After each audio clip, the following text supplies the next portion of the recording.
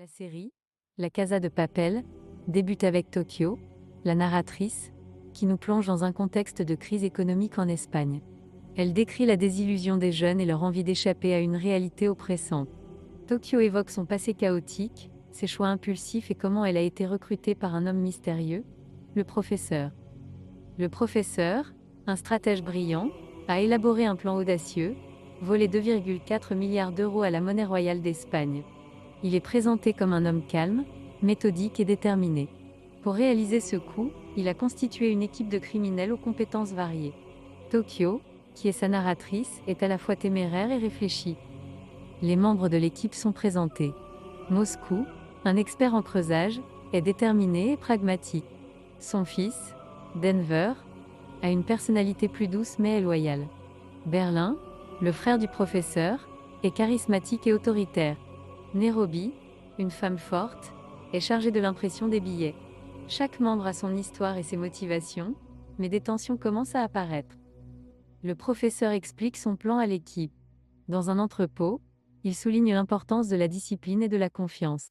Leur stratégie consiste à entrer dans la monnaie, imprimer des billets et rester à l'intérieur pendant 11 jours. Ce temps leur permettra de brouiller les pistes et de négocier avec les autorités. Alors que l'équipe se prépare pour le braquage, ils portent des masques de Salvador Dali, symbole de leur rébellion. L'intrusion commence et l'équipe réussit à prendre le contrôle des lieux.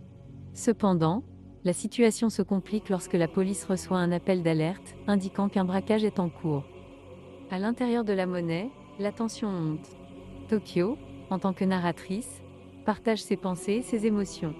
Denver commence à développer des sentiments pour Tokyo, ajoutant à la complexité des relations. Berlin, qui prend en main les opérations, tente de garder son autorité, mais cela crée des frictions avec d'autres membres, notamment Nairobi, qui remet en question certaines de ses décisions. Le professeur, en dehors, observe tout depuis son repère et gère la situation via radio. Il garde son calme et continue d'ajuster son plan en réponse aux actions de la police, qui commence à encercler la monnaie.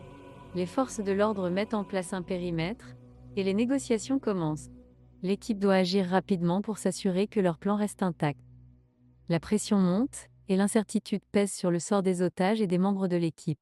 Tokyo, partageant ses craintes, souligne le risque élevé de la situation. Le professeur, avec son intelligence stratégique, cherche à manipuler la situation à son avantage. L'épisode se termine sur une note de suspense intense, alors que les policiers commencent à se rapprocher de la monnaie. Tokyo conclut en exprimant la gravité de leur situation, renforçant l'idée que tout peut basculer à tout moment. Ce premier épisode établit les bases d'une intrigue complexe, introduit des personnages profonds et explore les thèmes de la loyauté, de la manipulation et des relations humaines, tout en maintenant un rythme haletant. Les tensions internes et les défis extérieurs promettent un développement captivant dans les épisodes suivants.